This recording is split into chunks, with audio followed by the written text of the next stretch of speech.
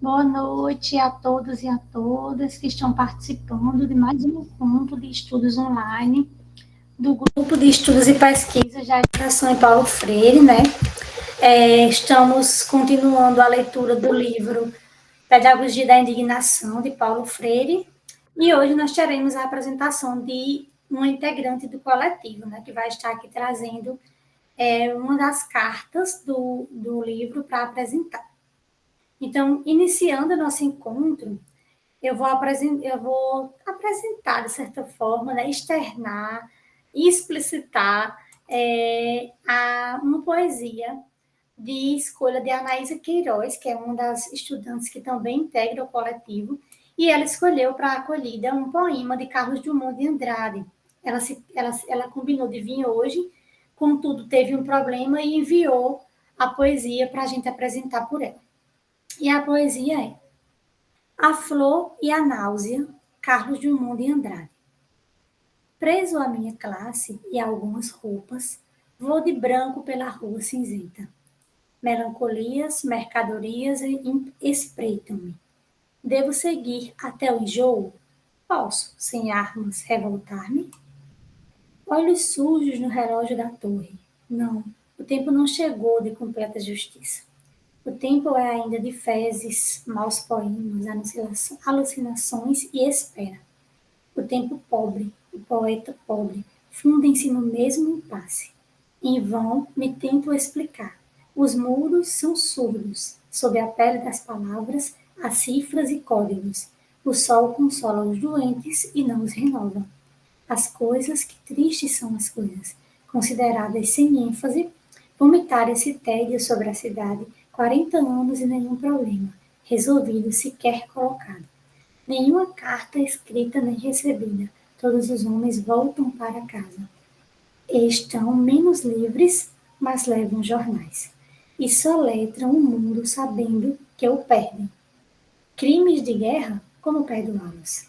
Tomei parte em muitos, outros escondi.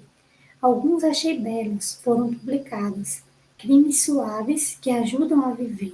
Ração diária de erro, distribuída em casa. Os ferozes padeiros do mal, os ferozes leiteiros do mal. Por fogo em tudo, inclusive em mim. Ao menino de 1918 chamavam a anarquista, porém meu ódio é o melhor de mim. Com ele me salvo e dou a poucos uma esperança mínima. Uma flor nasceu na rua, passem de longe, bondes, ônibus, rio de aço do tráfego. Uma flor ainda desbotada, ilude a polícia, rompe o asfalto. Faça um completo silêncio, paralisem os negócios, garanto que uma flor nasceu. Sua cor não se percebe, suas pétalas não se abrem. Seu nome não está nos livros. É feia, mas é realmente uma flor. Sento-me no chão da capital do país às 5 horas da tarde e lentamente passo a mão nessa forma insegura. Do lado das montanhas, nuvens maciças avolumam-se. Pequenos pontos brancos movem-se no mar. Galinhas em pânico. É feia, mas é uma flor. Furou o asfalto, o tédio, o nojo e o ódio. A rosa do povo. E aí esse poema, né, da Anaísa, ele dialoga um pouco, né, boa noite para quem vem chegando, dialoga com um pouco com a temática que a gente vai dialogar hoje e com a essência do livro, né, a questão da indignação, aonde o autor aborda essa raiva, né? A raiva que o faz buscar os direitos, a raiva que o faz mover-se no mundo, a raiva que o faz sair da condição, um pouco da condição de subserviência e buscar algo, a conquista de seus direitos, né? Inclusive no texto Direitos Achados na Rua, por exemplo, a gente estuda um pouco a perspectiva do direito que não está constitucionado, né, do direito de quem está na rua, de quem está ali com o pé no chão, de quem está passando por N condições indignas, né, com o mínimo de peripécias para sobreviver, né, não é nem viver, é sobreviver. Então, alguém quer falar alguma coisa, quer fazer alguma consideração acerca do poema que a Anaís escolheu?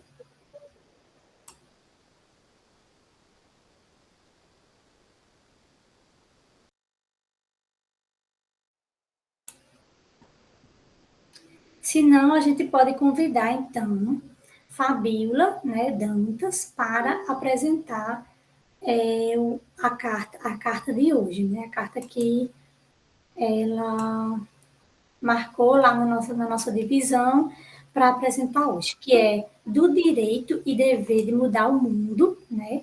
Página 26, na versão que a gente está utilizando em PDF, certo? Então, Fabíola, é com você, querida. Eu vou compartilhar aqui os slides, mas enquanto isso, você pode ir fazendo suas considerações iniciais. Boa noite a quem vem chegando.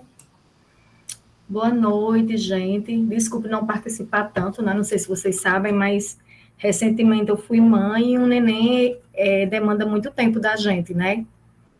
Então já voltei a trabalhar e aí quando eu fico em casa, eu estava com o livro na mão e ela toda hora pegando o livro. Quando estivesse dizendo assim, mamãe, é meu tempo, é minha hora. Enfim, vamos lá, porque eu também gosto de participar. Não participo mais porque sou impedida. Não falamos dos sonhos ainda, apesar de sempre ser necessário, né? Sim, bom, gente, a segunda carta, eu decidi, né, pensar na pedagogia da pergunta. Então, e de indagar mais, problematizar mais do que dizer alguma certeza, certo? E para isso eu preciso que vocês participem desse movimento. Então, na apresentação, quem sou eu, né, para querer apresentar um texto de Freire, principalmente um texto tão importante, que foi um dos últimos que ele escreveu, né? Pedagogia da Indignação, são escritos soltos que Ana Maria Freire recolheu, né, juntou, fez essa coletânea e publicou nesse livro. Então, não deu tempo dele mesmo publicá-lo, né? Ana Maria foi quem fez por ele. Enfim, então, a segunda carta, ela tem como título do direito e do dever de mudar o mundo. E aí, Daiane, você pode passar, que aí eu pergunto, o que é que esse título nos diz? Né? O que é que ele diz para a gente? Que direito é esse? O direito e o dever de mudar o mundo. Então, nós temos o direito e também temos o dever, porque o mundo não é, ele está sendo. Então, no próprio título, Freire ele já traz para a gente essa ideia de que não existe uma história dada, né? Não existe o que ele chama de fatalismo histórico, ou seja, que o futuro ele já está dado, já está predeterminado. Então, nós temos o direito e temos o dever de mudar o mundo. Porque esse mundo, será que ele é democrático? Será que todo mundo está cabendo dentro dele? Né? A gente acabou de saber que o link da aula de Direitos Humanos foi invadido. Por quê? Por ódio. Por ódio à diversidade, por ódio a Paulo Freire, por ódio a esse mundo que nós desejamos construir para todo mundo, né? Então, nós temos o dever de mudar esse mundo. Se nós nos dissermos pessoas progressistas, educadores progressistas, né? A gente não pode negar esse nosso dever. E também temos o direito de intervir, né? De problematizar, de pensar e de intervir. Alguém gostaria de falar alguma coisa sobre o título do texto, da carta? Então, pode passar, Daiane, se ninguém quer falar. E aí a nossa colega pensou, falou aí, já falamos em sonhos? Ainda não, mas vamos começar a pensar agora, né? É possível pensar em transformar o mundo sem sonhos, sem utopia e sem projeto? Eu queria que ela falasse. A colega que falou sobre sonho, Letícia. Oi? Fala aí, Letícia, sobre a questão do sonho. Quando eu perguntei sobre o sonho, é que a professora tinha falado que nós socializaríamos, né? Eu acho que vai ser ao final os nossos sonhos. Mas sim, posso comentar sim, posso comentar, obviamente. É possível pensar em transformar o mundo sem sonho, sem utopia e sem projeto? Obviamente não, né? Eu gosto muito dessa percepção quando Paulo Freire nos traz da utopia não como aquilo que nunca será, mas aquilo que pode vir a ser, o famigerado esperançar, né? Nessa perspectiva do próprio. Então, eu acho que o próprio ato de acordar todos os dias e persistir na profissão docente, ou persistir nas nossas construções em dialogicidade com o mundo, em dialogicidade com os sujeitos, no nosso caminhar em direção aos nossos projetos pessoais ou coletivos, é esse processo de utopia, né, que Paulo Freire descreve. Então, constantemente, cotidianamente, nós estamos nessa utopia, nós estamos sonhando e estamos construindo isso se estivermos numa perspectiva progressista, radical, né, e ele sempre fala dessa pedagogia radical, que de fato é essa pedagogia transformadora, nós estamos nesse projeto de emancipação de corpos e mentes diante dessas amarras, né, desse sistema capitalista, neoliberal, que tende a ser sectário diante das corporeidades das pessoas e dos sujeitos. Seria nesse sentido. É isso. Perfeito, isso mesmo. Mais alguém, gente, gostaria de falar sobre a questão do sonho da utopia? Então, Freire disse que não dá para pensar, né? Como a própria Letícia colocou aí muito bem. Diga, Maria. Bom, gente, boa noite, né? Uma satisfação incomensurável estar aqui. E é importante a gente tomar nota de que o sonho, ele nos leva à ação, né? É a ação. Ou seja, não é apenas uma fantasia, não é algo histriônico da nossa imaginação, que nós estamos longe da idealização, aliás, da realização, da concretização, né? Nós compreendemos perfeitamente que, na perspectiva de transformação do mundo, nós somos capazes de vivenciarmos uma realidade paralela. E que realidade paralela é esta? Uma realidade que suscita de nós tomadas de atitudes, comportamentos e, sobretudo, a nossa presença permanente no mundo, com a ação. Então, sonhar não é simplesmente deitar, adormecer e o inconsciente ficar flutuando no espaço alheio. E nem tampouco é fazer as reminiscências dos acontecimentos cotidianos que nos atravessam. Então, quando Freire nos chama a ação para sonhar, para transformar o mundo, ele está nos convidando a sermos autores da nossa história, a sermos atores sociais, sujeitos protagonistas das mudanças que nós desejamos. Não é fácil. Precisamos ser resilientes, precisamos ser, inclusive, persistentes e esperançosos, para que a gente possa continuar sonhando em meio a todas as adversidades, em meio a todos os obstáculos, em meio a todo o juízo de valor que se fazem, né, em relação ao sonho. Gente, é importante deixar claro aqui que Freire não fala de um sonho qualquer. Não é o sonho de Maria Mello, que desejaria ter os cabelos longos. Não é o sonho de Maria Mello, que desejaria passar as férias no Havaí. Não é esse tipo de sonho. Não se trata disso. Sonhar para transformar o mundo significa, inclusive, lutar por uma causa. Deixar registrado a nossa marca diante dos nossos pequenos feitos. E Freire, na carta passada, inclusive o próprio Andreola, nos deixou claro que para a gente se tornar eterno, a gente precisa registrar a nossa marca, deixar registrado, carimbado no papel.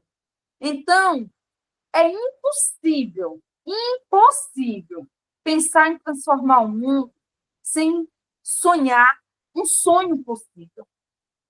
E a utopia nada mais é do que a viabilidade que alimenta os nossos passos e o nosso desejo em estarmos fazendo as ações em pequenas escalas que sejam, mas que um dia nós, se não nós mesmos, mas a nossa geração, há de colher os frutos, porque é sobre isso.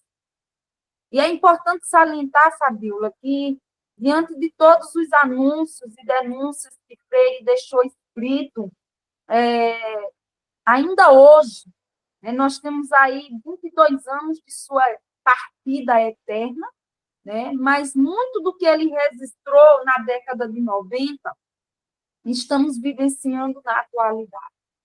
Então, gente, para culminar este momento da minha participação aqui com vocês, eu gostaria de dizer, né, que os nossos sonhos, eles devem ser sonhos reais, sonhos viáveis, sonhos concretos, não sonhos fantasiosos, não sonhos histriônicos que jamais serão realizados. E é importante também mencionar que um sonho dessa magnitude que Freire nos convida a realizar, a sonhar, ele não se sonha só, ele se sonha no coletivo, ele se sonha com pessoas que, em meio às suas diferenças e em meio às suas diversidades, elas estão justamente lutando pelo mesmo ideal, lutando pela mesma causa. E aí eu culmino chamando a atenção para a minha tese, né? Quando eu defendi a tese da unidade na diversidade.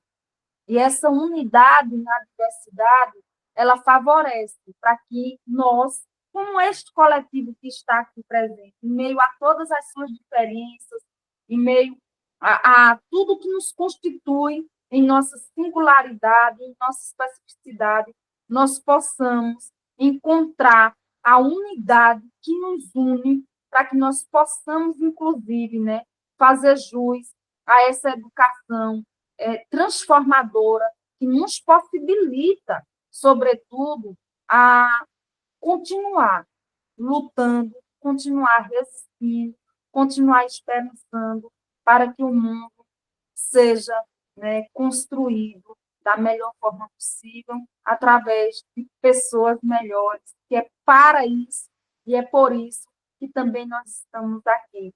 Estamos sonhando juntos, estamos nos melhorando juntos, estamos evoluindo, estamos avançando. Não estamos sozinhos, estamos sempre com o outro. É isso, Fabíola, obrigada.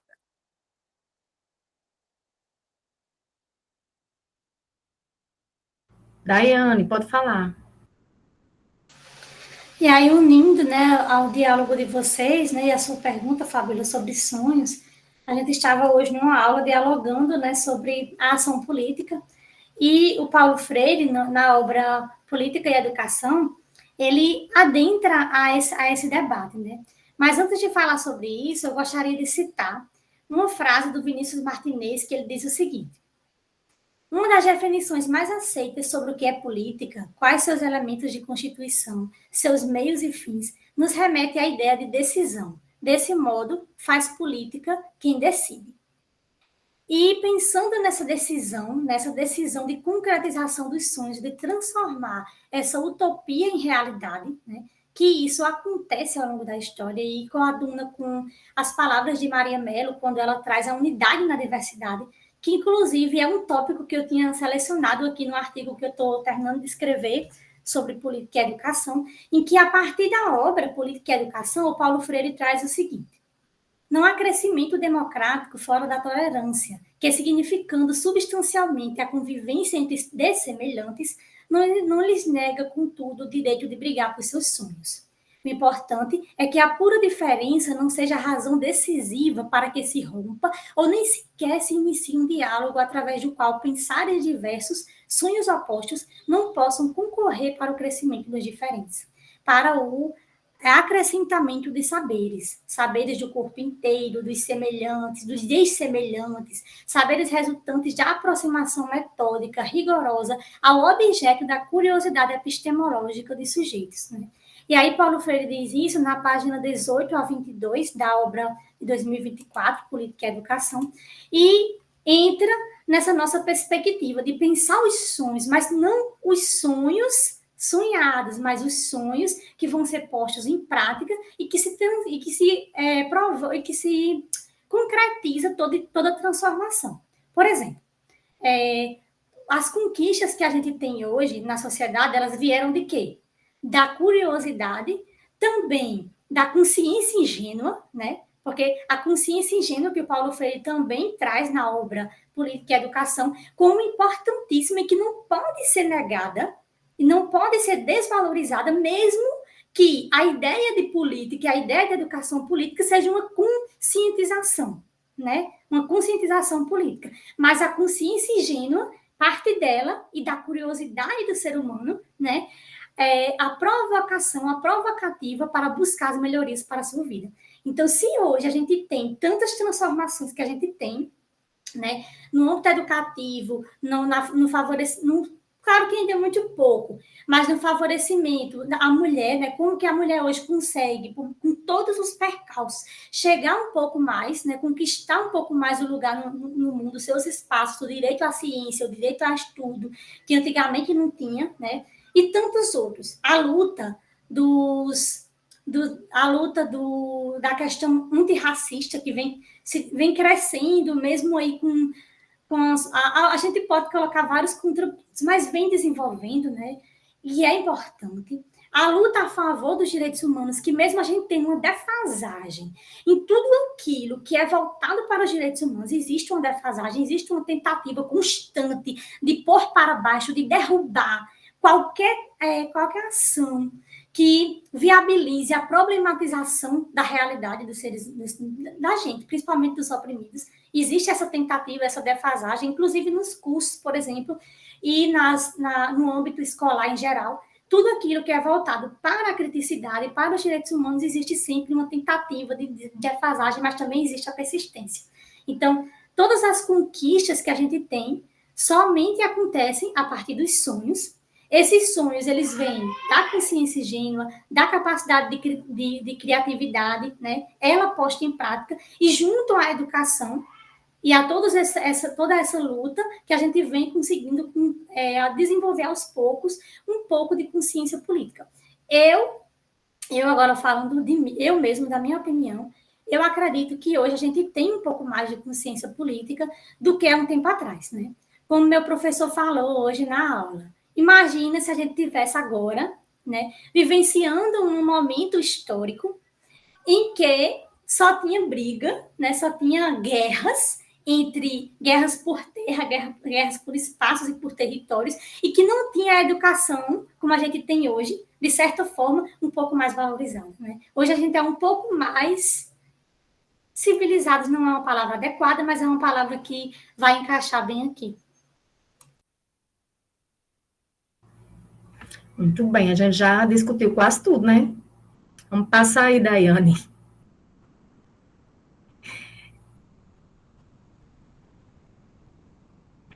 Então, para Freire, o homem e a mulher é um ser histórico-cultural e, por isso mesmo, construtor de sua própria história, que Maria Melo já disse, né? Ele é protagonista, ele deve ser, então ele não é aquele ser que olha a história passando pela janela, né? Ele é um construtor de história. E é um ser capaz de indignar-se contra injustiças e, por isso mesmo, capaz de transformar o mundo. Então, Boaventura de Souza Santos, ele traz uma perspectiva interessante das epistemologias do Sul, né, quando ele coloca que o passado de degradação humana, ele deve ser rememorado para que nunca mais se aconteça isso. Então, diante do passado, a gente tem que trazer à tona o que aconteceu para que o sentimento de raiva que Freire traz enquanto raiva justa, né, ele aflore e que a gente lute contra essas injustiças. Claro que Freire também vai falar que nada vai cair do céu, né? Por isso que lá no finalzinho da carta ele fala das marchas. Então, nós precisamos ser pessoas de luta, lutar por esses sonhos, porque o sonho implica luta e não passividade. Então, se eu estou... O sonho que é sonhado, como Maria colocou, né, que é deitado lá, que vai sonhar, a gente não precisa fazer nada. Você acordou no outro dia e pronto. Mas o sonho que a gente quer de ter um futuro mais justo, solidário, né, com dignidade para todas as pessoas, que é o que nós sonhamos de verdade com esse futuro social, ele vai implicar em luta. E como a Daiane colocou aí muito bem, todas as lutas sociais que foram travadas foi a custo de muita coisa, né? Quantas mulheres foram queimadas nas fogueiras, quantas mulheres foram desvalorizadas, enfim...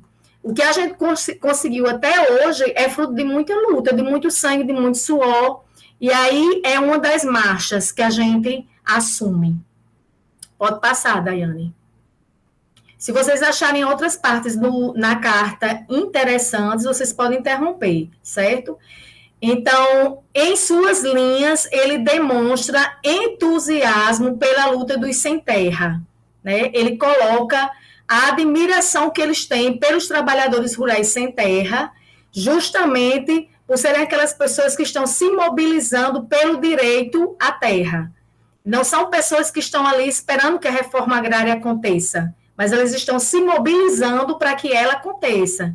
Então, Nita até fala no final, né, da carta, eu achei interessante os comentários que ela escreveu, porque dá um contexto de como Freire estava se sentindo naquele momento, quais eram as motivações dele. Ela disse que ele viu a marcha pela televisão dos Sem Terra, e ali ele se levantou e ficou andando para um lado e para o outro da sala, e dizendo, vamos, minha gente, é isso mesmo, esse é o povo brasileiro. Ou seja, ele demonstra um entusiasmo por essa revolução, né? É uma revolução sem violência.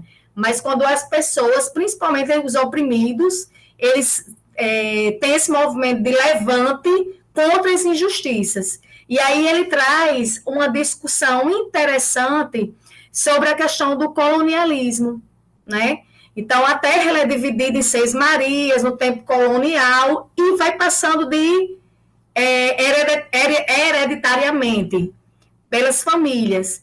E aí as pessoas vão se apossando do que era de todos, né, e depois ficando numa concentração de pessoas de mãos muito pequena e a maioria sem nada. Então, é necessário que a gente... eu tenho minha casa, porque eu vou me importar com os sem terra. Eu tenho meu lugar, eu tenho meu sítio, eu tenho isso, eu tenho aquilo, para que eu vou me preocupar com o outro? Justamente, o mundo está do jeito que está, com tanta injustiça, porque as pessoas se acomodaram. E ele nos chama à mobilização, né? A olhar para o outro e dizer assim, o outro precisa de dignidade também. Ele precisa estar no mundo, ele precisa ter os seus direitos garantidos. Nós não deveríamos ter, eu digo muito, olha, pela Declaração Universal dos Direitos Humanos, a gente não precisava ter tido mais lei nenhuma. Só aquela dali já contempla tudo, né? E aí, decorrente daquela, começaram a vir as mais específicas. Por quê? Porque nenhuma estava sendo respeitada. A criança não tinha direito, o adulto não tinha direito, o deficiente não tinha direito, ou seja, o idoso não tinha direito, então foi se criando leis específicas para que as pessoas tivessem direito a ter direito, justamente, né? E aí Freire, ele fica... o entusiasmo dele na carta faz com que a gente se imagine também nesse movimento. Então, eu não preciso ser negra, né, preta, mulher preta, para poder segurar essa bandeira antirracista. Porque ela precisa ser uma bandeira de todos nós, de quem é branco, de quem é preto, de quem é amarelo, para que não haja distinção, né? Para que a gente possa, inclusive, superar essas questões que são estruturais na nossa sociedade. Por isso que é tão importante que a gente fale, que a gente traga, que a gente evite apagamentos, né, da cultura negra, da cultura preta, nas nossas escolas. A gente tem que trazer esses autores, a gente tem que contar o outro lado da história, a gente precisa realmente evidenciar o papel, inclusive, de de que essas pessoas foram escravizadas, né? Que eles sofreram violências e sofrem resquício disso até hoje. Então, a educação antirracista é uma luta de todo mundo, de toda a escola, né? De todos nós. O pessoal LGBTQIA+, eu digo até que sou parte dessa sigla, porque eu sou simpatizante. Não, eu sou mulher cis. No entanto, eu seguro essa bandeira também, porque são pessoas que precisam ter o seu lugar também dentro da sociedade, né? Por causa da sua orientação, vai ferir o ego do homem hétero, cisgênero, lá de europeu, não sei o quê. Gente, o mundo é para todo mundo. Então, a gente precisa também endossar essa luta. E aí são as marchas que Freire tanto coloca, né? Marchas dos sem escola, marcha dos sem terra, marcha dos sem teto, enfim. Pode passar, Daiane. Pode falar, Daiane. Fábio, desculpa te atrapalhar, mas eu tenho que comentar. Você falou que a Declaração Universal, me corrija se eu estiver errado, que a Declaração Universal dos Direitos Humanos é um documento completo. Confere? Pronto. Aí eu gostaria de tecer um comentário acerca, porque por mais que eu também acho lindo, e inclusive coadunando, né, com a ação de uma professora minha, professora doutora Maria José de Luma, que é uma grande admiradora, eu sou uma grande admiradora dela, né? Ela tem lá no programa de pós-graduação em Direitos Humanos, de lado da cadeira que ela geralmente fica, tem um documento com uma parte da Declaração Universal dos Direitos Humanos, bem grande assim na parede, né? E ela diz que todo dia ela foca em algum, porque ela acha aquilo importante para ela estar sempre buscando, né, essas ações, buscando análise de si sobre as próprias ações. Contudo, é importante reiterar que a Declaração Universal dos Direitos Humanos ela foi escrita totalmente num viés fora da realidade do Brasil. Ela foi escrita com foco nas ideias eurocêntricas, com foco em documentos eurocêntricos, e o grupo de pessoas que compôs a estruturação desse documento não conseguiu atingir as demandas específicas das necessidades do país. Então, por exemplo, o documento ele não abrange as necessidades principais das regionalizações, das cidades, das periferias do nosso país. Ele abrange de uma forma muito geral e generalizada. Por isso que deixa muita brecha para todos os problemas que a gente tem na sociedade. Então, é importante reiterar isso, porque apesar dela ser realmente importante, eu a estudo, né? Claro que como estudante dos direitos humanos sempre vou estudá-la, mas é importante reiterar que falta esse olhar específico para o local, certo? No documento. E você também falou sobre a questão do antirracismo, né? E a categoria de luta LGBTQIA+, que também, pela sua fala, abrange outras lutas sociais, não é isso? Contudo, por mais que essa luta, por exemplo, a luta pelo antirracismo, ela realmente é de todos nós. Mas existe uma diferença também no modo de lidar, de se reconhecer e de se perceber, de sentir, né? Porque, por exemplo, uma pessoa que é negra, eu sou parda, né? Uma pessoa que eu nunca sofri muito racismo, não, só pouco, eu considero ser pouco. E assim, eu fui descobrir que aquilo era racismo há pouco tempo, né? Até antes de eu entrar no curso de pedagogia, eu não compreendia o que era racismo. Tem muitas coisas que nós agimos de modo racista por ser uma sistematização estruturalizada que está em todos nós, infelizmente, né? Eu não compreendia. Mas uma pessoa que é preta sofre muito mais racismo, né? É sobre chegar nos cantos e não ser seguido por um vendedor por causa da sua cor. Então, existe uma diferença no modo de lidar com isso. Eu, enquanto parda, eu me considero um lugar de privilégio perante pessoas que entram no supermercado e são perseguidas por sua cor. E apesar de eu ser parda, eu nunca fui. Então, assim, realmente, a luta é de todos. Mas existe uma diferença no modo de abranger essa luta para si, no modo de senti-la, entendeu? No modo de enfrentá-la, no modo de compreender também que ela é de todos nós, mas ela é de todos nós, só que a gente precisa nos colocarmos na nossa posição. Eu tenho um lugar de privilégio. E eu preciso. Aí, se a gente for entrar nesse mérito, a gente vai falar em lugar de fala. Aí eu não vou entrar, porque, assim, por mais que eu não seja e não acredite em racismo reverso, né, eu assumo a bandeira antirracista enquanto professora, no momento que eu evidencio autores negros, eu conto o outro lado da história. Claro que eu não vou sentir na pele, literalmente, né, que eu não sou mulher preta, mas que eu assumo. Quando eu digo que a luta tem que ser de todos, é porque todos nós temos que ter um plano de enfrentamento a isso.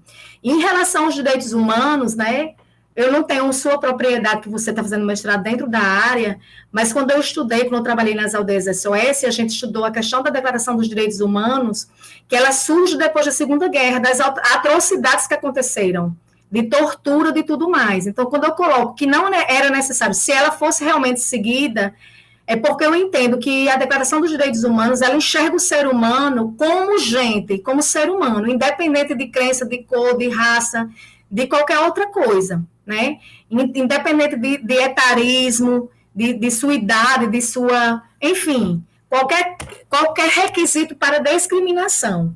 Então, se ela realmente fosse a carta magna a ser seguida em qualquer país, eu acredito que sim, que não precisaríamos de outras. Mas, infelizmente, ela não é... Não, Daiane, não vamos entrar nesse método mais, não. Vamos para frente, que já falta 10 minutos para dar de mamar a menina, mulher. Vamos. Eu vou só pontuar aqui. Mas, por mais, Fabiola, que a gente queira igualitarizar, é preocupante, viu? A gente tem que ter cuidado com esse modo de igualitarizar tudo. Igualitário não é a mesma coisa. É importante nos fatores específicos, entendeu? Não entendo assim. É só para... Não é eu que entendo. Não, é só para pontuar que por mais que você esteja trazendo uma perspectiva igualitária, a gente precisa compreender que existe a perspectiva específica. E ela também é importante. É só para retirar isso. Vou passar. Certo. Então, vamos continuar. Então, ele fala que o verdadeiro progressista se importa com a dignidade do outro, do seu direito de ser em relação ao seu direito de ter. E aí ele vem criticar o neoliberalismo e a globalização, né? A globalização, eita, tem um aí no meio. Quando a gente vai pensar na questão do processo de globalização, muita gente diz, é bom demais. Hoje em dia a gente interage com o mundo todo, a gente pode comprar em qualquer lugar, mas será que é bom demais para todas as pessoas? Será que esse mundo globalizado, principalmente mercadológico, ele está incluindo todas as pessoas? Ou ele está criando, né, outras abissalidades, ou piorando? Por exemplo, uma pessoa que mora numa periferia, né, que é beneficiada do Bolsa Família, por exemplo, não teve oportunidade de estudar, nem teve oportunidade de ter um trabalho digno, vive no subemprego. Uma pessoa dessa vê na internet um tênis tal, tem vontade de tê-lo, vai tê-lo. Ele vai conseguir consumir igual uma pessoa que tem, né, as oportunidades. Então, a globalização, ela gera pobreza, ela gera desigualdade, miséria e outras mazelas, né? E o neoliberalismo, ele é perverso também, porque ele está a serviço do capital, do mercado. Ele não está preocupado com as pessoas. Ele não se preocupa, né? Então, a gente está vivendo aí uma onda no Brasil de um fanatismo aí pelos Estados Unidos, por exemplo, né? Porque os Estados Unidos é isso e aquilo. Infelizmente, se dizem que são patriotas, mas veneram outra bandeira. E aí, quando a gente vai pensar na realidade dos Estados Unidos, gente, você adoece, vai para um hospital, sua conta é imensa, porque lá não tem SUS. Então, quando se pensa em privatização, em minimizar a ação do Estado dentro da sociedade, né, a gente pensa em quê? E na produção e na multiplicação de pobrezas. Então, quanto mais se pensa na lógica neoliberal e dessa globalização que serve ao mercado, mais se intensifica os processos de miserabilidade, né? E aí de insegurança alimentar e de outras questões. E é uma denúncia que Freire traz, né? Essa questão da perversidade do neoliberalismo e da globalização. Pode passar, Daiane.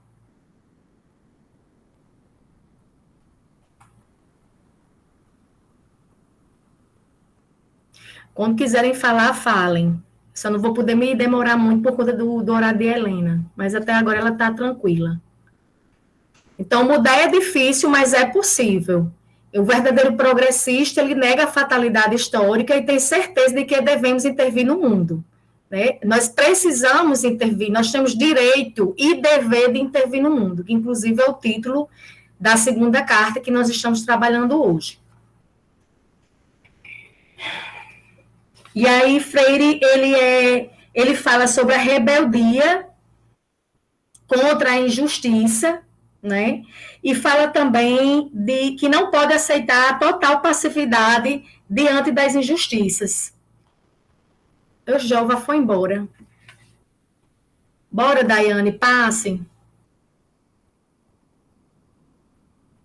Será que o capitalismo tem nos feito esquecer que somos gente? Qual o sentido de ser ético no mundo? Vamos, Maria.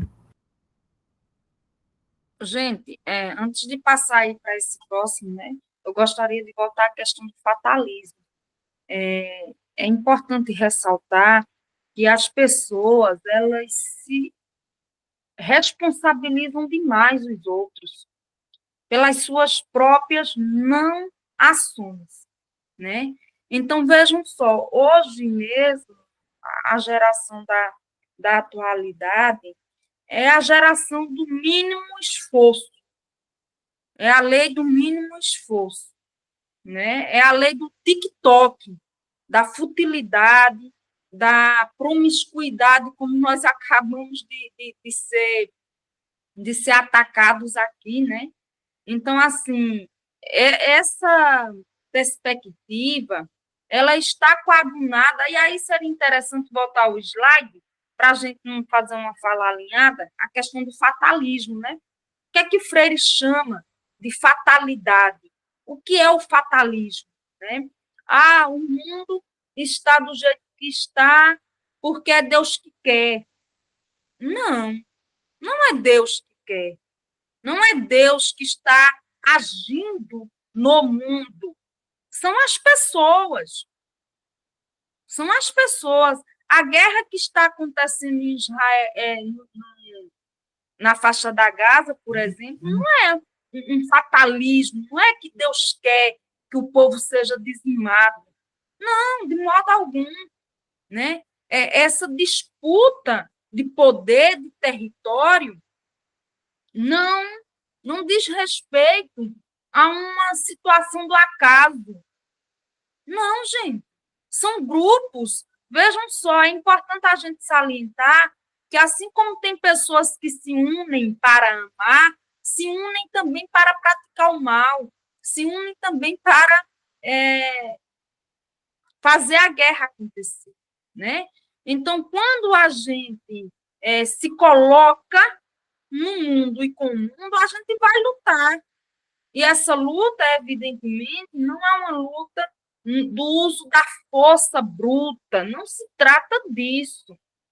Essa luta é uma luta ideológica, uma luta epistemológica, uma luta construtivista, uma luta onde a gente vai na contracorrente da hegemonia.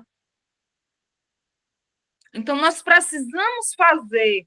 E aí eu trago um dos poemas que nós já trabalhamos aqui. Ai, que princesa linda!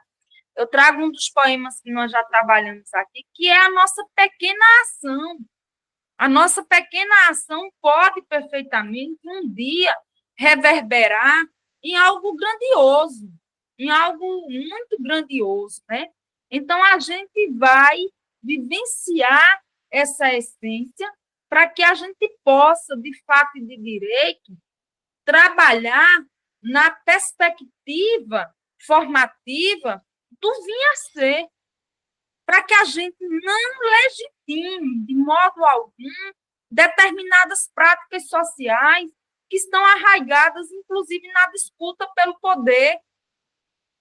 Então, é importante nós negarmos esta fatalidade quando nós, inclusive, responsabilizamos ou culpabilizamos os outros e não nos colocamos no centro da situação.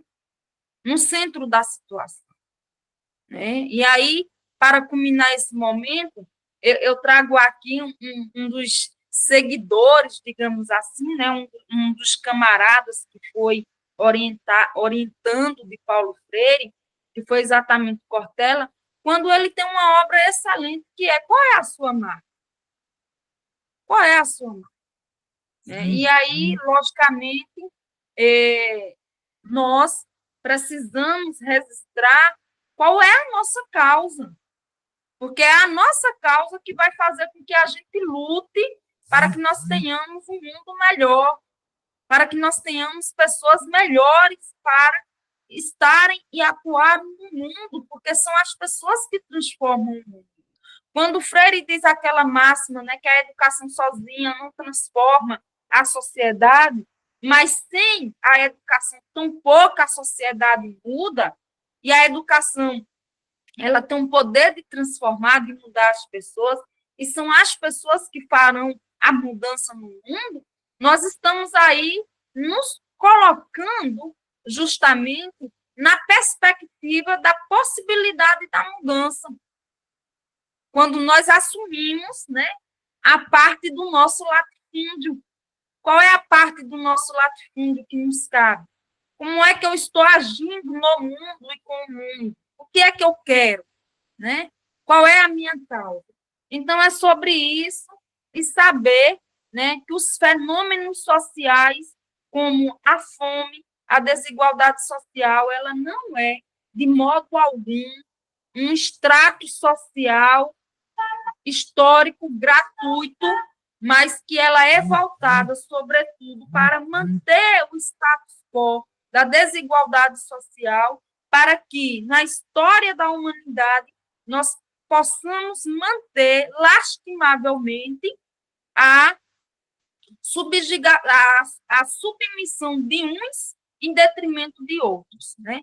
Então, combater tudo isso, é necessário que a gente se implique, que a gente intervenha e, sobretudo, que a gente se posicione de forma contra-hegemônica aos ditames da elite conservadora, opressora, que cerceia, inclusive, os nossos direitos inalienáveis, fundamentais, indivisíveis. Devolvo a palavra a Fabíola. Obrigada. Pronto, Maria, muito bem.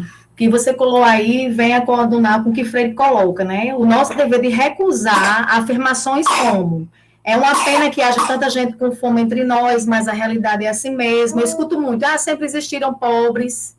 Jesus disse que sempre ia existir.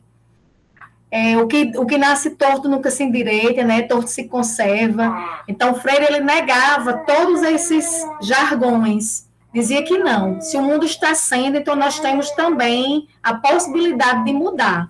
Isso aí é ser ético, né? Ético no mundo. Essa é uma pessoa que tem compromisso. Então, o capitalismo tem nos feito esquecer que somos gente. Nós somos o quê? Consumidores, né? E aquela pessoa que está ali, que precisa da nossa solidariedade, que precisa também ter as mesmas oportunidades, que precisa ter um trabalho que dê dignidade para que sua família viva com dignidade. Minha gente, olha, estou aqui já estudando, certo? Né, Helena? Certo? Então, vá, Maria, pode falar. Maria Melo levantou a mão? Não. Vamos lá, Daiane, passem. O futuro não se faz, nós é que nos refazemos na luta para fazê-lo, que é justamente o que Maria colocou. A gente precisa realmente agir, É uma esperança sem ser a da espera, mas a da luta, da mobilização, né? E Freire nos chama para isso, nos convida para isso. Passe, Daiane. Sim, ele traz também no texto, né, a questão de que a educação não é neutra, está a serviço da decisão. Então, ele pede para que a gente ensine as crianças, né, a serem pessoas que problematizem, que percebam o mundo, que se percebam dentro desse mundo e que tenham essa visão crítica, né? Tem que ser crítica, tem que, inclusive, decidir. E a democracia, ela se faz com participação e com decisão. Né, Helena? Não, Helena. Vai, Daiane, pode passar. Então, foi o que eu acabei de dizer, que é necessário ensinar as crianças a problematizar, escolher e decidir. Botar para estudar Paulo Freire desde cedo, né, Helena? Para você aprender as coisas. Que aqui em casa tem que ser todo mundo crítico, politizado. Bora, Dai, passem. Por isso são necessárias as marchas, que é quando ele encerra, né? Inspirado na Marcha dos Sem Terra, ele começa a falar nessas outras marchas de movimentos sociais.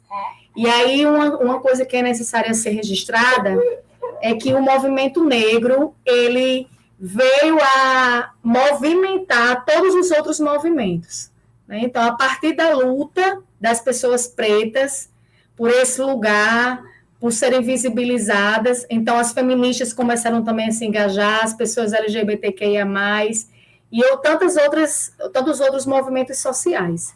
E é isso. Eu acho que a mensagem que Freire traz para essa segunda carta é que a gente precisa problematizar, ficar atento, né, às questões sociais, querer para o outro o que a gente quer para a gente, querer uma vida digna, querer mais oportunidade, ser solidário, querer um mundo justo, né, Helena? Para a gente viver, e um lugar onde todo mundo tem o seu lugar, onde todo mundo caiba, para que a gente possa realmente ter uma sociedade fraterna e mais justa. Então é isso, minha gente. Ai, ela já está chorando. Fabíola, eu queria só fazer uma pergunta a você, antes de você se retirar, que eu acho que você vai precisar, talvez, sair, né? Por que Freire, Fabíola? Eu queria ouvir de você. Por que Freire? Por que o quê? Por que Freire? Por que Freire? Por que Freire o quê? Para mim? Por que você se baseia em Freire? Por que você estuda Freire? Por que Freire para as crianças? Por que Freire? Paulo Freire, para mim, eu tenho uma relação muito próxima, né, a ele. Muito próxima. Tanto uma relação que não se explica nesse mundo, que é transcendental, como também a identificação total pelas questões que ele traz. Pela questão política, pela questão das minorias, pela questão dos jovens e adultos e idosos que não têm oportunidade de estar na escola, né? Pela vontade dele de ver essa transformação no mundo, de ser um lugar mais, porque no momento que a gente tiver um lugar menos injusto, mais fraterno, mais dialógico, mais amoroso, a violência ela se acaba, né? Tantas outras mazelas vão se acabando, porque as desigualdades elas vão desaparecendo. Então é isso, eu me alinho demais a Freire. Né, Helena? Deixar o povo, Obrigada, minha gente. Obrigada. Desculpa ter que estar saindo, viu? Correndo. Porque eu não horário, minha gente. Helena! Ei, cadê o sorriso? Oi, Helena. Vovô Paulo Freire, tchau, Tchau! Eu dormi com meu vovô agora, mamãe falando. Tchau, minha gente. Muito obrigada. Boa noite. Boa noite. Maria, quer falar, Maria? Não sei se ela está podendo. Alguém quer falar alguma coisa da apresentação de Fabíola, do que foi posto? Eu queria comentar a fala da professora Maria, quando ela fala sobre essa assunção, né, que temos que ter em relação às nossas próprias práticas para não decairmos, né, nessa fatalidade de ou nesse fatalismo, na verdade, de entender o mundo, as coisas são assim, vão continuar assim, etc. E no livro Conscientização, Paulo Freire fala sobre a utilização de determinadas palavras, e ele era, até por ter sido durante uma época, né, professor de língua portuguesa, ele tinha preocupação com a utilização de algumas palavras, como, por exemplo, a palavra marginal. E aí ele falava sobre não a proibição de utilização da palavra marginal, mas tipo, ele nos conscientizava mesmo, como o próprio nome do livro diz, para a utilização dessa palavra.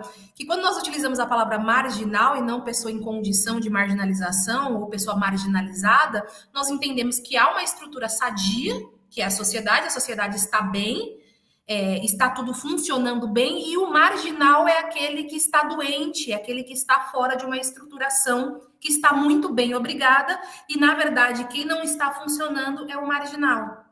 Então ele está em outro espaço exatamente porque ele não estava adequado a essa estrutura que funciona muito bem, que no caso seria a estrutura capitalista, né, dessa sociedade neoliberal. Então, a partir do momento que nós utilizamos essa palavra, nós validamos essa sociedade e desvalidamos esse corpo que está sendo excluído dessa sociedade, que não está funcionando bem e que precisa, né, desse processo de transformação e de reconstrução e de dialogicidade e de emancipação em diversas esferas. Então, ele sugeria a palavra pessoa em marginalização, marginalizada, que seria muito melhor ser utilizada do que pessoa, do que marginal, visto que o marginal, nós colocamos ele exatamente nessa caixinha de que a culpa é dele. E a sociedade está muito bem obrigada sem ele. É ele que é o problema da sociedade. Então, essa preocupação que ele tem com a utilização das palavras, que Paulo Freire tinha, né, com a utilização das palavras, é muito enriquecedor. E, novamente, nós voltamos para aquele que nós falamos já na primeira aula, para aquele diálogo que ele teve com a Bell Hooks. Então, ele sempre foi muito preocupado com a forma que ele se posicionava diante dos construtos, né, de suas palavras. Então, se alguém apontava algo a ele, ele rapidamente se desconstruía e revia, né, os seus posicionamentos. Então, isso eu acho, assim, um elemento extremamente fantástico e libertador, né, do seu eu, e que ele leva para a sua pedagogia. E que é muito difícil, né, Letícia, porque é difícil a gente aceitar a crítica, né, aceitar algo que foi apontado e que a gente precisa repensar, mas a gente pensa assim, é um exercício natural. Mas não é fácil. A gente, às vezes, não quer ouvir. E um exemplo bem simples mesmo, é na nossa casa e também na sala de aula, mas começando pela nossa casa. Quando a gente, por exemplo, eu sou adulta e na minha casa tem uma criança. Dificilmente eu vou vou dar tanta importância ao que a criança está apontando. Por exemplo, a minha irmã, ela tem uma filha linda, maravilhosa, minha princesa, minha joia rara. E ela nos ensina muito. E assim, a gente precisa ouvir as crianças. É importante ouvir as crianças. Mas muitas coisas eu tentava mostrar para minha irmã, olha, irmã, se a Jennifer está dizendo isso, então vamos pensar, porque você não pensa, ela tá chegando para você e está dizendo, mãe, eu estou sentindo isso assim, assim, assim. E a minha irmã, não, mas é assado, porque eu sou adulto, eu vivi mais, eu sou experiente e eu sei mais. Olha como a gente se perde nessa ação de escuta. A gente, mas eu estudei um pouquinho, eu aprendi um pouquinho, então eu sei mais do que você. E aí eu tendo a ter dificuldade em te ouvir. Né? E aí isso começa em casa. Então, precisou a minha irmã levar minha sobrinha no psicólogo, para você ver, ela não escutava minha sobrinha. Ela achava todos os problemas do mundo. Quando ela levou minha sobrinha no psicólogo, o que o psicólogo fez? Qual foi a abordagem? Ele dialogava com a menina e depois ele dialogava com a mãe. Quando ele ia dialogar com a mãe, ele começava a questionar a mãe assim. Ele perguntava a opinião da mãe sobre determinado problema, né? E quando ela dizia, aí o médico dizia, o profissional dizia, mas e se for assim? Mas e se for diferente? Aí, tipo assim, ela trazia a perspectiva dela, a mãe, né? E o profissional dizia, mas e se for desse outro jeito? E ela só foi escutar a menina porque um terceiro, que se considerava profissional, começou a fazer ela pensar. Então, assim, isso é um exemplo para a gente ver como a gente não escuta. E é difícil fazer esse exercício, que o Paulo Freire demonstrou algumas vezes, mas que ele deve ter tido também suas dificuldades, né? É difícil. E na sala de aula? Será que a gente realmente escuta os estudantes? Porque, olha, o que eu escuto é: ah, mas vocês estão aqui para aprender. Ah, mas vocês têm que fazer tudo isso porque é assim. Ah, mas porque foi assim comigo. Ah, mas porque é assim. Gente, não é porque eu passei por um processo doloroso no meu ensino que eu vou reproduzir, não.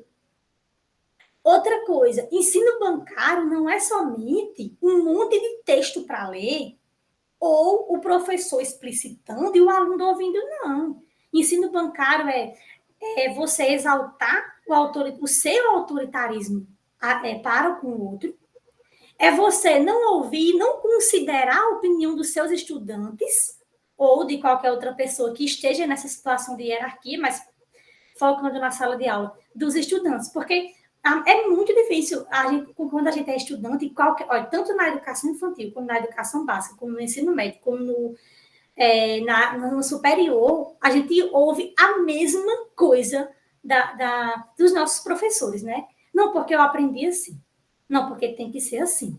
Você vai entender lá na frente, certo? Realmente, de certa forma, a gente aprende muito. Mas às vezes não escuta, não tem essa escuta. E eu já fui muito criticada por isso, né? Inclusive, chegaram a me dizer que não era o que Paulo Freire dizia, porque eu sempre puxei esse fator. A gente não escuta. Que é verdade. Os professores não escutam muitas vezes os seus alunos. E eu questiono muito o pessoal. Você organizou o seu planejamento de aula junto com a turma? Você combinou com a turma? Você chegou e fez os acordos com a mãe? Não é só aqueles acordozinhos de a hora de entrar, a hora de ir ao banheiro. Não é só isso, não. É o conteúdo também. Às vezes, a ação de ouvir, por exemplo, mas são crianças pequenininhas do infantil. Eu dei uma palestra esses dias sobre a educação infantil e Paulo Freire, né? Aí, por exemplo, são crianças pequenininhas, eles não vão saber expressar. Ok, mas através da observação, eu consigo perceber o que é que aquela criança pode me mostrar. Qual o assunto que precisa ser trabalhado com base no que as crianças estão mostrando? Mas a gente precisa ter um planejamento antes de chegar. Sim, a gente precisa, um planejamento base, né? Mas ele pode ser mudado, ele pode ser reorganizado, ele pode ser construído. E eu acho muito mais interessante ser construído com os estudantes. Eu acho que isso é educação transformadora. A educação bancária é eu chegar com tudo pronto na sala de aula porque eu sei. E esses dias eu escutei uma professora me dizer, né? Mas eu sou freiriana. Eu sigo a perspectiva de Paulo Freire. Eu quero que os estudantes protagonizem. E eu não tive a oportunidade de dizer para ela ainda, mas educação bancária não é somente a educação em que você expõe e o estudante escuta. E também não é somente educação libertadora, não é somente a educação em que o estudante expõe o seu lugar. Como, por exemplo, existe essa aula inversa, né? Em que hoje em dia é muito utilizada, que o estudante faz um seminário e o professor acha que isso aí é a transformação do mundo inteiro. Não é só isso. Às vezes o estudante precisa da aula expositiva, porque a depender do conteúdo, a gente precisa escutar uma explicação. Muitas vezes a gente lê um texto e se não tiver uma explicação, a gente não resolve. Existem também esses fatores. Claro que tudo a depender, tudo a seu contexto, né? Mas não é só isso. Existe também o fato de pensar diferente, de ouvir os estudantes, de reorganizar, de fazer de novo, de refazer, de ver se está dando certo. Mas esse é o caminho. Mas se os seus estudantes estão reclamando, conversa com eles. Mas o estudante que tem que vir conversar comigo. Hierarquia. Autoritarismo. O autoritarismo não está apenas no fato de eu gritar com meu amigo. O autoritarismo está no momento em que eu paro de escutar.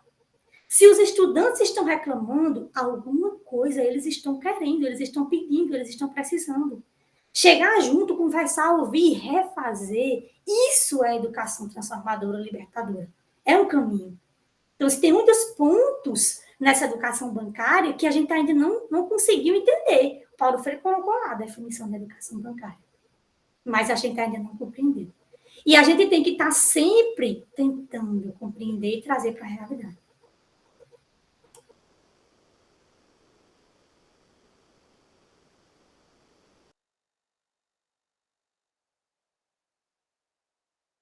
Alguém quer falar? A gente vai encaminhar para os finais. O que a gente faz?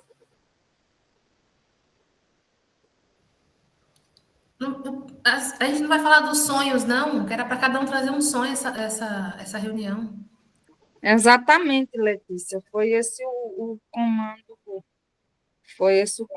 que ficou, né? O encaminhamento que ficou do último encontro, para que a gente pudesse falar dos nossos sonhos, né? E aí, ao nos debruçarmos sobre a carta da forma como Fabiola trouxe, é importante salientar para compreender que o sonho que Freire nos convida a sonhar não é um sonho de infância, né? Não é um sonho do mundo cor-de-rosa, não é um sonho do mundo do Bob, né? Mas é justamente um sonho onde a gente precisa, evidentemente, estar alinhado a uma causa, a uma perspectiva, né? E o meu sonho para a educação brasileira é que nós possamos, inclusive, acordar, despertar, né? Tomar consciência de que o que nós vemos e exigimos e criticamos e etc. e tal, nós temos que ser os idealizadores da mudança que nós queremos ver no mundo e, sobretudo, nas demais pessoas. É um processo de autopoiese, como o próprio Maturana e Varela vem falando, né, em seus escritos, na perspectiva cosmogônica planetária. Então, neste sentido, eu socializo como professora, como educadora, né, que por não sermos perfeitos, por não estarmos feitos e por termos muitos defeitos, que nós possamos continuar melhorando a cada dia a partir da aquisição de conhecimentos que nós vamos adquirindo, reelaborando, construindo e paulatinamente deixando o registro, né, do que nós idealizamos, que nós possamos ser exemplos do que nós realmente desejamos para este mundo. É isso.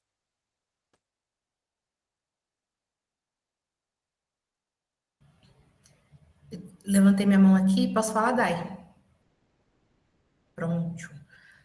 O meu sonho, vou citar novamente. Ai, já falei, eu falo sempre sobre esse fato, né? Porque ele me atravessa de várias formas, que eu estava falando aqui com o Dai, com todos os nossos colegas que estão aqui. Falamos na primeira aula, e vou falar novamente sobre esse momento de Paulo Freire com Bell Hooks. Então, meu sonho é que toda pessoa negra consiga sair dos processos acadêmicos como Bell Hooks saiu daquela sala depois de conversar com Paulo Freire, respeitada e ouvida, sabe? E não sendo considerada uma pessoa violenta, não sendo considerada uma pessoa abrupta, não sendo considerada uma pessoa que estava ali como o programa de pós-graduação dela tinha medo, né, que acontecesse, que ela destrataria Paulo Freire, muito pelo contrário. Ela fez um questionamento a Paulo Freire, e Paulo Freire a acolheu, coisa que ela não imaginava que aconteceria, e ela, naquele momento, ela teve certeza que tudo aquilo que ele escrevia, de fato, era verdade. Então, meu maior sonho é que as pessoas negras encontrem em suas trajetórias, não somente a obra de Paulo Freire, para que a gente possa se espelhar, mas encontre cada vez mais educadores que tenham a famigerada corporificação da palavra pelo exemplo, que não adianta nada ler Pedagogia do Oprimido, não adianta nada ler Pedagogia da Autonomia, não adianta nada ler Cartas à Guiné-Bissau, não adianta nada ler África ensinando a gente, se você não tem corporificação da palavra pelo exemplo, se você de fato não compreende aquelas palavras e não põe em prática, não tem a assunção da própria prática no seu contexto, tanto de sala de aula e no seu cotidiano, que, como diria Paulo Freire, primeiro eu me movo como gente. Então, se você é uma péssima pessoa na sua vida, você vai ser um péssimo profissional.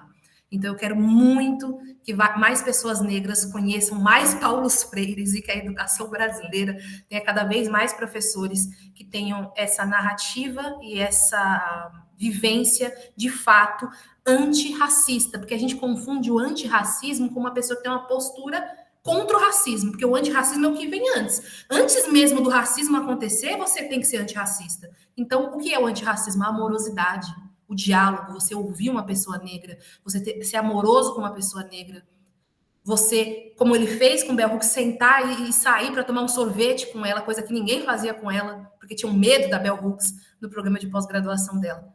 Então, isso é antirracismo. Então, e a galera ama dizer que Paulo Freire não falava da comunidade negra. Como não? que adianta falar e não fazer? Ele fazia. Ele não falava, ele fazia. Isso é muito mais importante, como diria Lene, é muito mais importante uma gota de prática do que um mundaréu de teoria. E Paulo Freire tinha tudo, tinha teoria e tinha prática também. Então, esse é meu sonho. É isso, gente.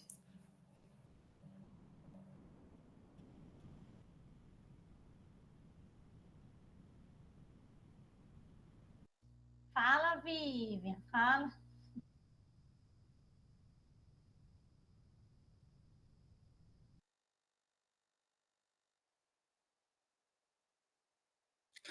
Bom, gente, não havendo mais, né, pessoas que anunciem seus sonhos, a gente pode ir se encaminhando para os finalmente, né? Temos aí a frequência. Aqui no chat não houve socialização, houve a interação. Apenas Débora falou do sonho, né, que é bastante pessoal, e ela disse: sonho um dia poder ser professora docente para poder através do meu sonho, poder ajudar na transformação do mundo.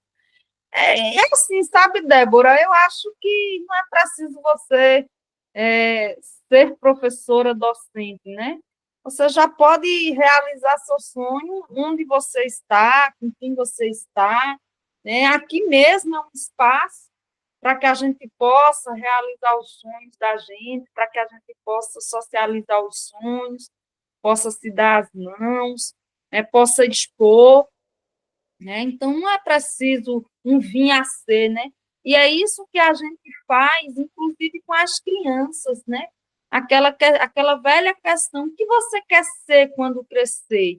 Ora, você não está sendo ao ser criança, ou seja, um ser criança, né? E aí tem a ver com a questão da carta, quando Fabiola trouxe falando sobre as crianças, né, de acreditar o direito das crianças, da criança comer a comida que ela quer, dela vestir a roupa que ela quer, enfim, de se posicionar, né, de se expressar, inclusive no momento em que ela tanto faz perguntas, né, os porquês da vida. A criança, mesmo por natureza, é um ser curioso, mas o adulto vai minando a curiosidade da criança, inclusive quando manda ela calar a boca, né? Cala a boca, o que é isso? Por que é isso? De onde vem isso? E, às vezes, o adulto não tem a paciência epistemológica, inclusive, nem tampouco a pedagógica, para responder da melhor forma possível, ou então, né, já que o que importa não são as respostas, mas manter a curiosidade da criança. Então, isso vai sendo ceifado, minado, e aí a gente vai praticando essa prática, a gente vai praticando e exercitando a prática da pedagogia da educação bancária, né? Que é justamente a dimensão da centralidade do conhecimento. Está em quem? É no sujeito que pergunta ou é no sujeito que tem o potencial para responder, né? Então, voltando aí para a essência da criança, a gente precisa ter esse cuidado singelo para que a gente faça jus a essência do sujeito, do ser humano, enquanto sujeito de direito, em ele se expressar, em ele ser e estar no mundo, né? E se posicionar da melhor forma possível, mediante a praxis do movimento da existência humana, que se dá no ato da reciprocidade, que se dá no ato da partilha, da troca, dos saberes, das experiências, e etc. e tal. Então, é por aí, viu, Débora? Então, eu apenas, né, no meu horizonte simbólico, eu julgo importante que todos nós, né, podemos realizar o nosso sonho, onde nós estamos e com quem nós estamos, né? Porque a vida é aqui e agora, não é o amanhã, né? Hoje nós estamos aqui, amanhã ninguém sabe, amanhã é tão incerto, minha gente, amanhã é muito incerto, né? Então, que nós possamos ter consciência de que a nossa existência humana, o que nós estamos fazendo aqui e agora, inclusive, importa, né? É importante, inclusive para nós mesmos, né? Para esse processo de autopoiese, e trazendo aqui para a perspectiva do iluminismo, do saperial, né? Ouse saber, ouse partilhar, e etc. e tal, né? Então, é isso. Mais alguém partilhou seu sonho, se colocou?